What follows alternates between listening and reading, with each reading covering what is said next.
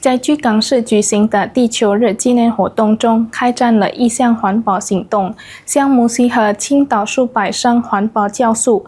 该举措被视为一种自然方式，有助于减少水体污染，提升环境质量。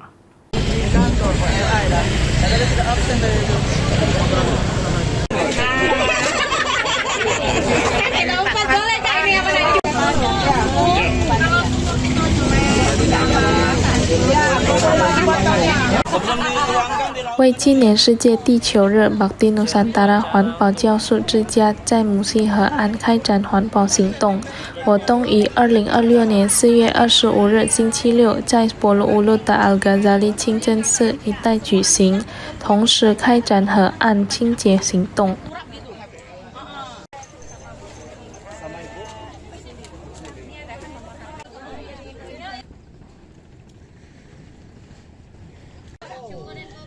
数百升环保酵素由环保社群及志愿者分阶段倾倒入母溪河。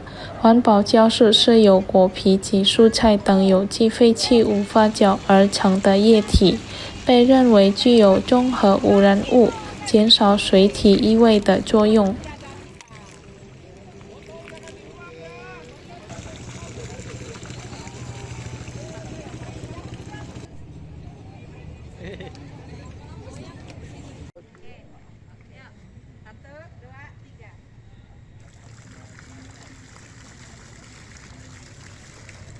Bhakti Nusantara 环保酵素之家负责人苏丽表示，这次行动由数百名志愿者共同参与，在母溪河沿岸多个关键点同步开展清洁与投放工作，以确保酵素能够更均匀扩散，从而提升水质改善效果。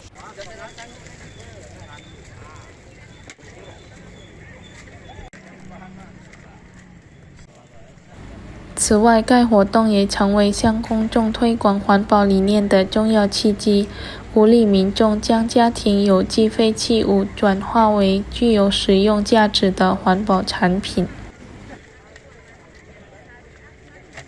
Kami hari ini adalah selain bantu bersih-bersih ya, kita juga melakukan penuangan ekoenzim ke Sungai Musinya. Tujuan kita dari penuangan ini adalah untuk membantu mengurai limbah-limbah yang ada di dalam Sungai Musi ini, karena kita semua tahu bahwa Sungai Musi ini adalah salah satu merupakan sumber air kita yang masuk ke rumah kita menjadi air ledeng ya. Nah, kita berusaha untuk bagaimana melakukan penuangan ini secara lebih rutin, supaya tentu saja akan kita giatkan. Kita selalu melakukan penuangan ini bukan hanya di Sungai Musi tapi di banyak titik. 通过这次环保酵素投放行动，主办方希望进一步提升公众对环境保护与可持续发展的意识。Muhammad Aidil, PAL TV。